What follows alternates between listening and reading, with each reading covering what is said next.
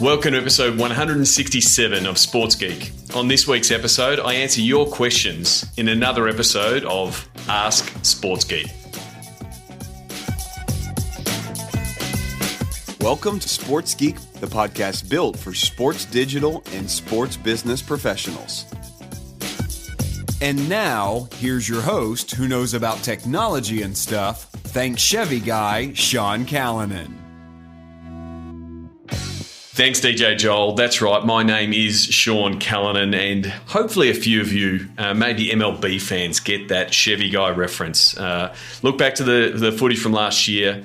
The Chevy representative who was handing over, I think it was the MVP, was handing over a Chevy truck, and he was pretty verbose in describing how awesome the truck was, because he said it has technology and stuff, which is a lot like what I do in my business at Sports Geek.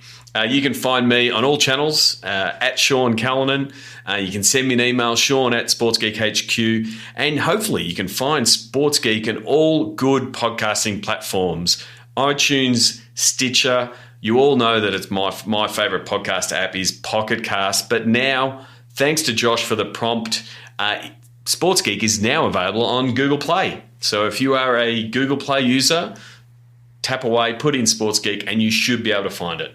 So for this episode, which I'm recording, but I'm also recording in 3D here at the new Sports Geek offices at Creative Cube. So if you want to see what the Sports Geek office looks like in my contained office in the wider Creative Cube's office, you'll be able to check it out on the 3D camera. I'm sort of half looking at the microphone to make sure I get good audio, and then occasionally I'll look over to the 3D camera. This is an episode of Ask Sports Geek. The last one I did was in February this year, and again paying homage to Gary V with his Ask Gary V. Did that for episode 139. So if you want to go back and listen to that for some other questions, and I thought it would be a good time to dive back in and get some more questions. So I asked on a bunch of different channels. I asked in the Sports Biz Slack. I asked on LinkedIn. I also asked on Facebook, both on the Sports Geek and my page, Sean Callanan Speaks, and also on the Twitter. So thank you very much for the people who saw those, send in a question. I very much appreciate it. And now what I want to do is I've collated them all. If I've missed them, please admonish me. Please send me a tweet. Say, hey, Sean, you missed my question. I'll answer it then post this conversation, either on the socials or via a DM. But yeah, I want to get stuck into it. Now, unlike Gary V, I don't have someone reading the questions and saying who it's from, so I'm going to be sort of jumping around. I'm going to start with Logan Young. Thanks for the question, Logan. Logan from Blitz Metrics, former guest Dennis Yu. He works with Dennis, and he asks, "What's the smartest things you're seeing teams do with Facebook ads, and what results are they seeing?" Obviously, very much a loaded question. The guys at Blitz Metrics absolutely do killer Facebook ads for a bunch of different teams, as you would have heard when if you've listened to the episode with Dennis talking about the Golden State Warriors. I think the smartest thing I'm seeing teams do is leverage their video and push out their video to build awareness. So it's very effective. Either when you're either got a membership season ticket campaign, that TVC, but also diving into what is the Blitz Metrics methods and what Dennis discussed. Amplifying those super highly charged highlights when you've got the rights to will actually get much more reach, and then those audiences become super valuable. So again, I'll talk a little bit later on about the Facebook audiences book we built out, the guide. But the smart thing is understanding those audiences, building up those audiences, and then running those money campaigns. And when I'm talking about a money campaign, I'm talking about selling tickets. I'm talking about selling merchandise. That kind of thing, things that bring money into the team. And so that's the results we're seeing. It all starts down with really killer targeting, getting your targets right and priming those targets with great content. Stefan Kollenberg, formerly of Brizzy, now checking out and doing his own thing in the content space. He asks, it would be great to hear your thoughts on the recent updates LinkedIn has been making. Video, viral personal posting, sales nav, and how sponsorship sales folks at teams can take advantage of this. I really like, I guess, the changes and the evolution that LinkedIn's taking. Obviously, if you've heard me discuss new platforms and tweaks to platforms and tweaks to algorithms in platforms, when they bring out something new, it always gives more access, and they always push a little bit harder. So we're seeing a lot of people push video really hard. So we're seeing a lot of video. Now, it's not a lot of good video. There's a lot of bad video there. So I think there is an opportunity potentially, especially in the sponsorship sales or the high-end ticket sales, suite sales, corporate sales, that kind of stuff, to put some of those videos that say these are the opportunities, this is what's available, because they will get a little bit more organic reach. So I think there's something to test. And for mine, it's always about testing how that works. And so it could be as simple as pulling out your phone when you're walking up to the suite and seeing the different views and showing it off that way, to the fully furnished flyover, fly-through type of highly polished videos, and test which one works, whether it's coming from the team's account or from execs that are working for you. So I'm a big believer in LinkedIn, have been a big believer in LinkedIn for a long time, both pre-Sports Geek days and as Sports Geek. So I think continue with the innovation, test, see what works for you. Todd Cafflish, former guest, good friend of mine, now starting out things with Tech Foundry. I'm really looking forward to working on a few projects with Todd. He asked a few questions. How do you see teams trending toward going all digital with ticketing offering for future fan experience? Will the evolution of added value tickets, loyalty programs? Yeah, I think it's a great question, Todd, and I think it's something that the industry overall is struggling is the wrong word, but grappling with. I think both from a ticketing vendor point of view, but then also the fan. You've still got the fans that want to hold the paper ticket, but the data opportunity of the digital ticket is just too much. So we saw a lot and was able to use the MLB ballpark app recently at Seat in Atlanta. And Sean True from MLB was effectively flicking the tickets in a digital form to all the people. And so in that scenario 2-3 years ago, they all would have been paper tickets and there would not have been that data capture. Whereas forcing everyone to use the app, start understanding how the app works, but also giving up their data, it becomes a really big data play. So I think that's the evolution. That's the data grab is the important piece. For the same reason, a lot of technology is rolled in, whether it's Wi-Fi and DAS and capturing that data, but getting more data points from the fans. And then the extension of that is, are we moving to a more cashless stadium experience where people are using their phone, using their app, using that digital ticket to either buy more things, or we might even have tickets with food, beverages, those kind of things in the ticket. So I think it does fit into that. It obviously fits into that loyalty play, how many times you're going, that kind of thing. So it fits into the whole app ecosystem. So great question, Todd. I know you've got a couple, so I'm gonna come back to Todd later because he's actually asked a couple of questions. Another former guest, thank you very much, John McCauley, for sending in a couple of questions. He's done the old multi-question thing. I love the multi-question thing because it gives me so many things to bounce off. He asked, love to know what you think, what is next for sports and digital media? And these are the follow-ups. Is it more mobile? Is it AR, VR? Is it content subscription, voice, bots? What's the best chance of driving your revenue? Right. So much to unpack there, John. I love the question. I think the first thing is it mobile? I think it's all mobile. I think mobile is the way. All the traffic we're seeing is going mobile. And so more and more people are getting used to consuming content on mobile, getting used to purchasing on mobile, consuming more content. Like it's just becoming the primary device. It's no longer the secondary device.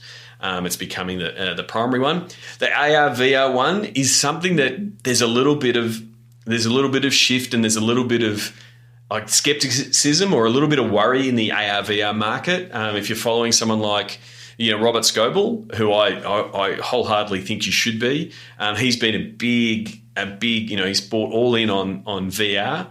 And I guess some of the changes or lack of changes or lack of announcements in the recent, big phone plays, whether it be the iPhone or Google Pixel and things like that, haven't really emphasized the VR piece. And so I think VR is still a content play. We need premium content to drag people into the platform. And I'm hoping to talk to a good friend of mine, Nancy Bennett, who is a VR producer and producing stuff for a sports point of view. I think that's the piece that brings VR into play and gets us used to using the headsets to consume the content.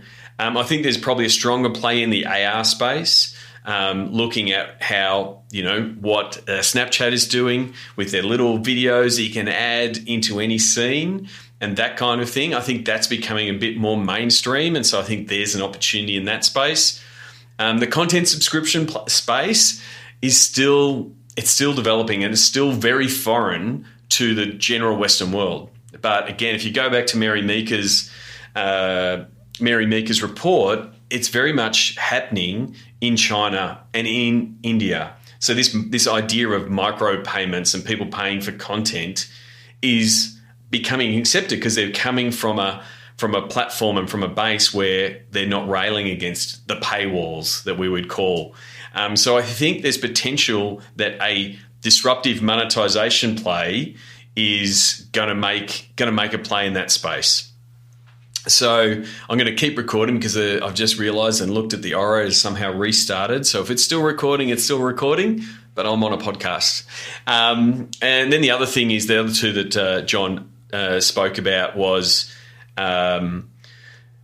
voice. So as someone who's recently brought back an Amazon Echo, I think there's a real opportunity in that space.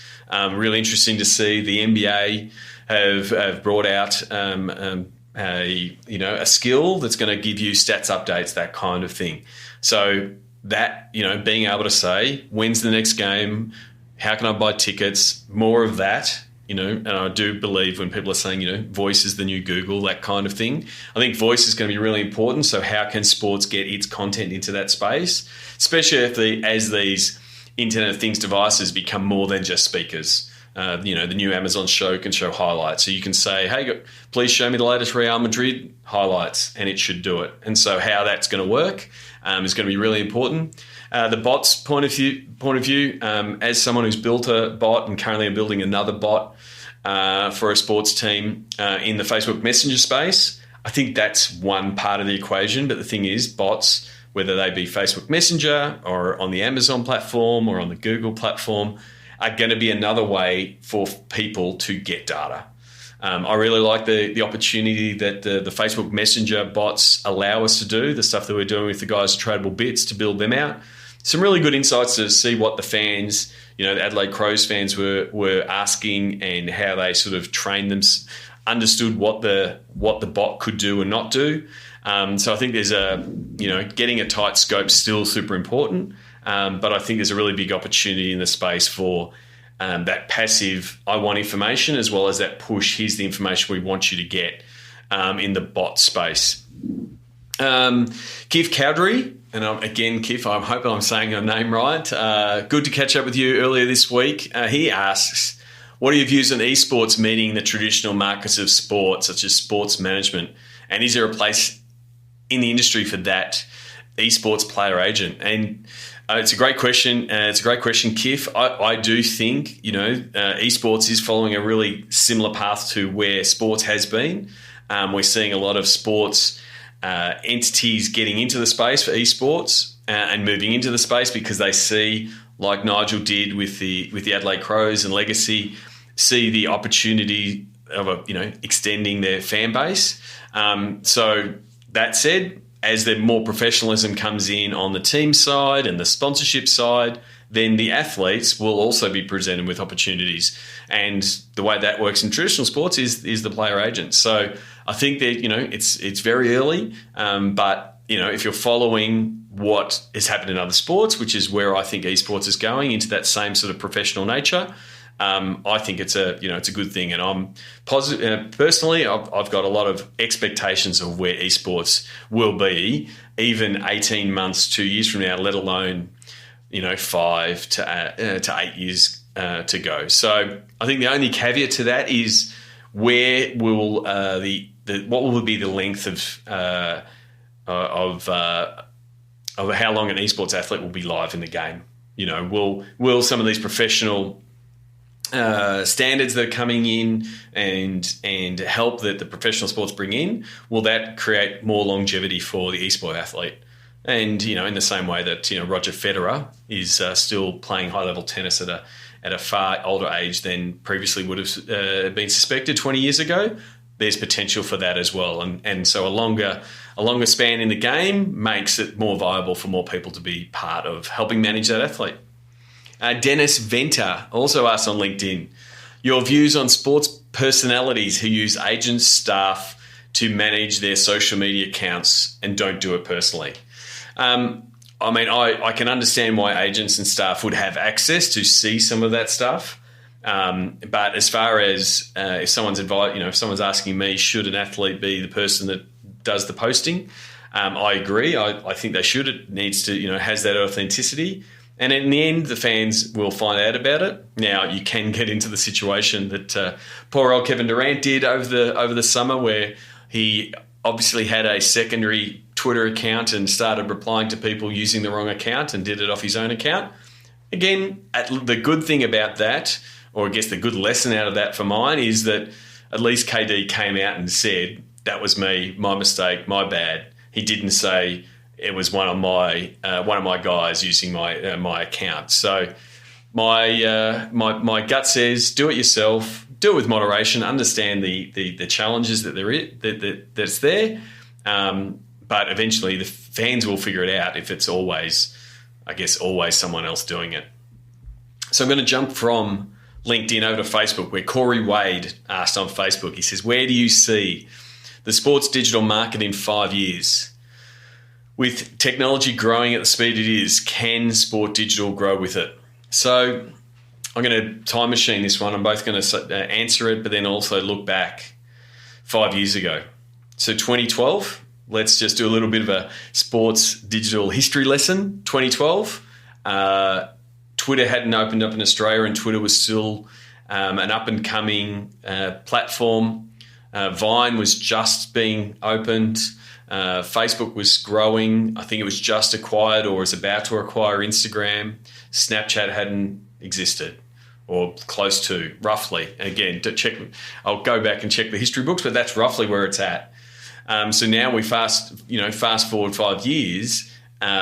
Instagram is growing at a massive rate, and some of the changes it's made in its fight in the last 12 months with Snapchat have really changed the way it is engaging their fan base. And Facebook is having this backwards and forwards from an ad space. It's changing. And also we've seen in the last 12 to 18 months this change in sports rights. Twitter got the NFL rights. Now Amazon's got the NFL rights. Where is Apple going to play? So I think they're, going to lean on Gareth Capon's recent article around, the future of the internet and sports is the future of TV is internet. Get that right. It's where are these rights going to go? And I think that's the next play as the rights start morphing a little bit, and rather than people are asking or platforms are asking for the rights to put it on, Facebook or Twitter, they're paying for. So the social media platforms are maturing to a point where they're like traditional media platforms. They're paying for these rights.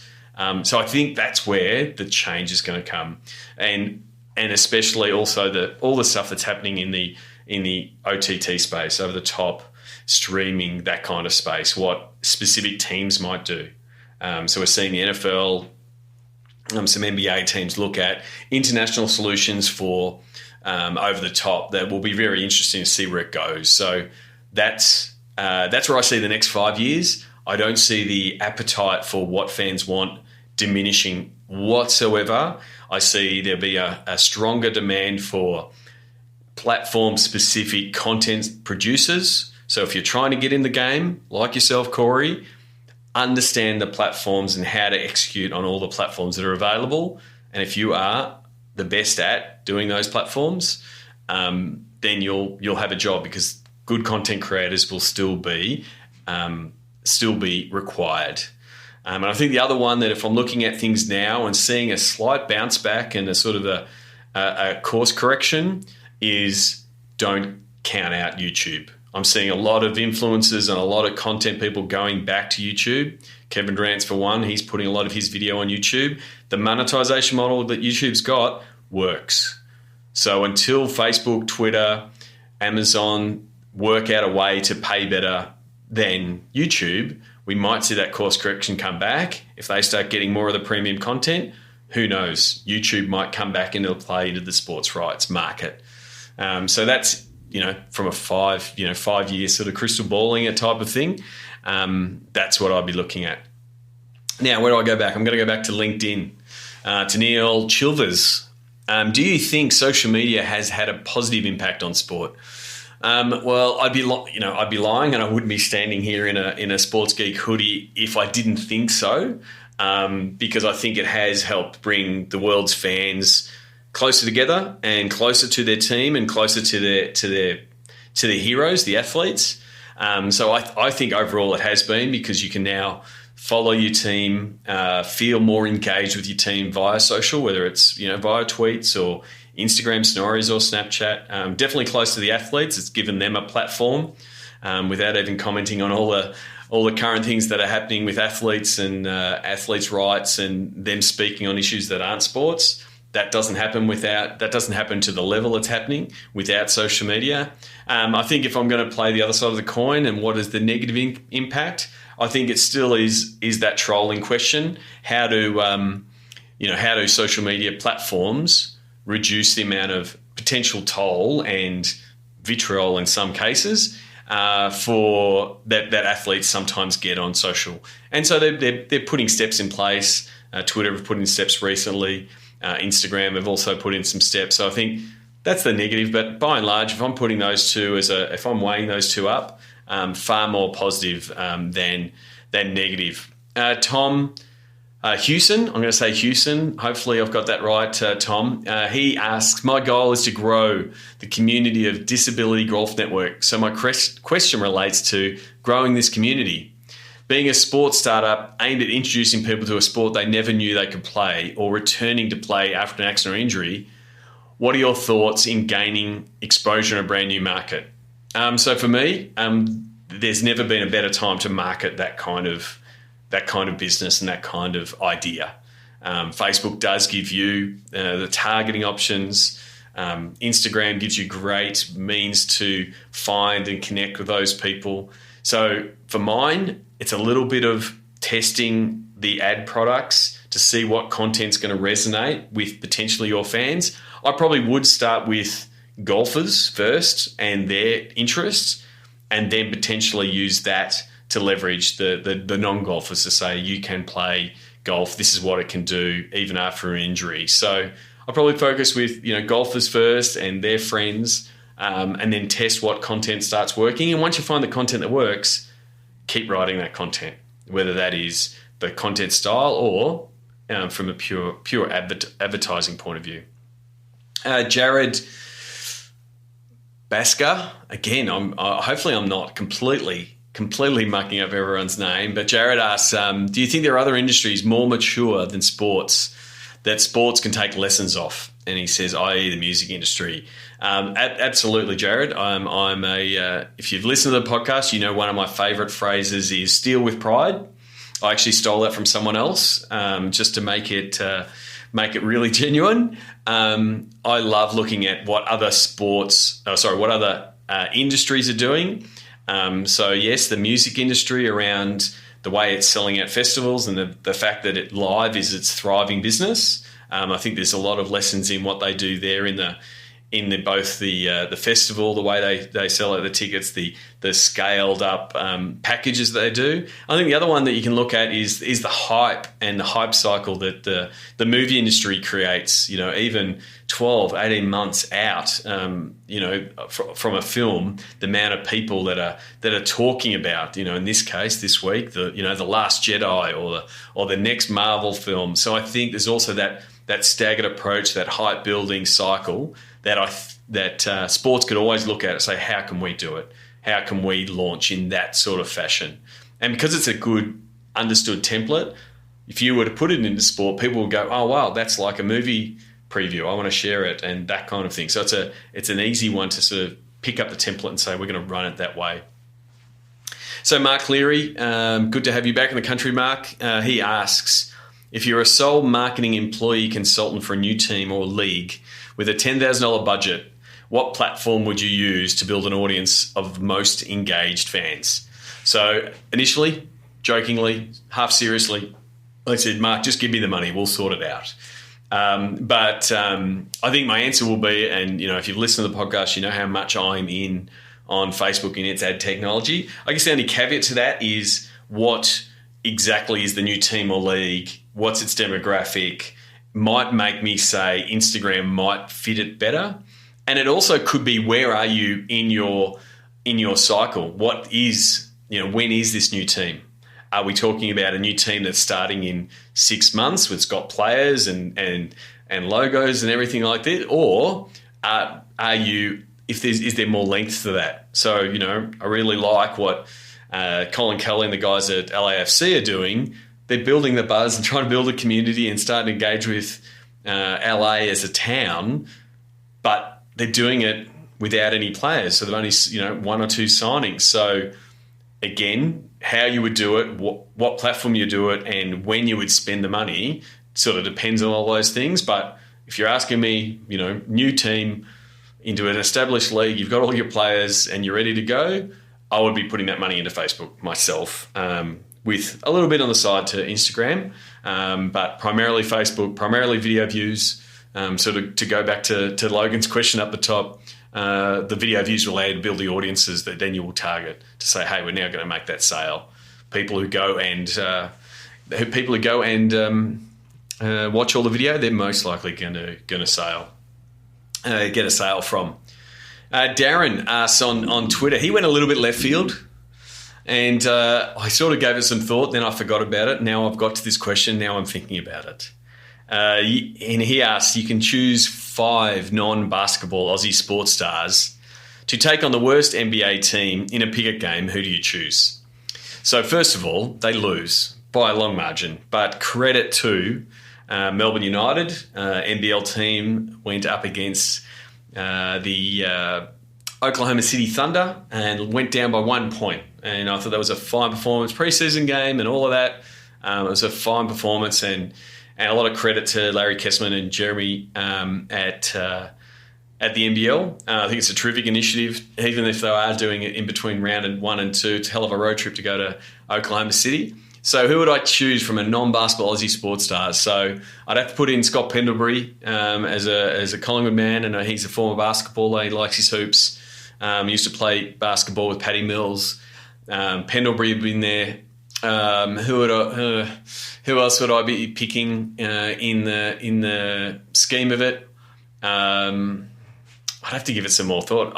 Because I want to pick people who actually play basketball. Like I could just pick, I could pick them on their skill and style. So I could say, a Cameron Smith, because he can control the game as a rugby player. Maybe he would be the small forward, and maybe Jonathan Thurston, because he's I'm going to say he's a sharpshooter from deep, and would provide a bit of brevity and levity to the team. And then probably up front, I need to get a couple of big guys. Yeah, I'm really struggling. Trying to think who else might go. I'd have to give it some more thought. It's a good question.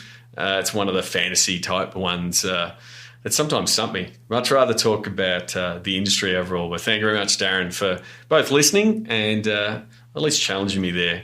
I might come back with a couple of other sports stars. I might just chuck in Anthony Mundine just there to make it controversial and carry the mic, and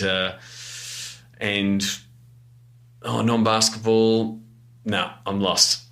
Maybe a Shani Layton as a popular netballer to provide a bit of support up front.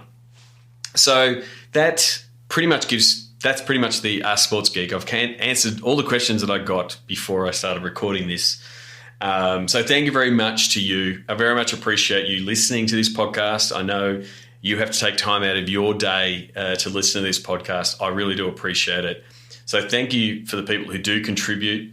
either by sending me a tweet occasionally, sending me a DM saying thank you, or messaging me, leaving messages in the Slack community, or commenting and sharing things on LinkedIn. I really do appreciate it. And I really appreciate it more so this week more than ever. I've had an absolutely amazing week via great referrals from podcast listeners.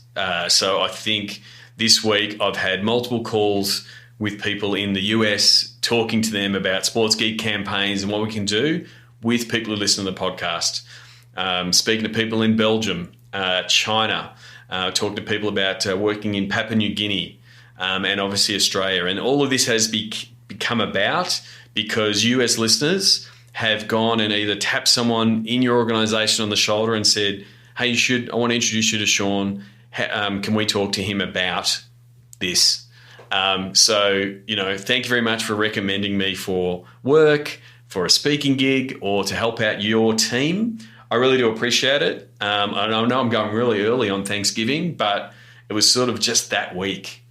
So the last question I wanted to add to this was the one that I got a few times this week, was regarding our Facebook Audiences Guide. All right, so I spoke about it earlier from the question from Logan. You can download the book. It's at sportsgeekhq.com/FB data, and you can download it. And the question I keep getting, why is it free? Well, it's free as partly as a gratitude piece to you, the listeners and the community. But I think it's a real super important piece to understand the different audiences. So the stuff that I did talk about there, what do your video audiences look like? What do your web audiences look like? What does your data, what does your CRM say that your audiences look like? What's your page engagement? What does that look like? It starts informing you on what it is you're doing from a content point of view, both on Facebook and on your website. And then it arms your data team with, this is what we're doing in digital. And so I really want that message to be spread. So if you're in the digital team, download the book, but then go hand it to your CRM team, go hand it to your sponsorship team, so they get a better feeling for, hey, this is the data that we've got from this fan base. So that's why I've got it for free. It's stuff that we do. It's sort of our first couple of steps when we start engaging with the client is, what does the data look like? What does Zuck know about our fans that we don't know? And once you start doing that, you're like, wow, there's some really powerful data there. So go to sportsgeekhq.com/FB data. Thank you again to Megan Jolie for helping put that together. I can't do that couldn't have done that alone. So very much thank you to them. And so I'm going to wrap this up. Stay tuned for Sounds of the Game. Thank you very much for David McKay for sending in what was the end of the Socceroos game, a World Cup qualifier game that was held here recently in Sydney. And you can hear potentially the tension that happens at the end of the game just by a few fans shouting out. So thank you very much for listening. My name is Sean Callanan, and you've been listening to Sports Geek. Join over 1,000 sports business executives in Sports Biz Slack. Go to sportsgeekhq.com/Slack. Please leave a review on iTunes. Go to sportsgeekhq.com/iTunes. Find out how to drive between $8,000 and $30,000 in profit for each digital campaign you sell sponsors. Check out sportsgeekcampaigns.com. Just like Jimmy Butler, you can call Sean anytime at 614-407-0407-200.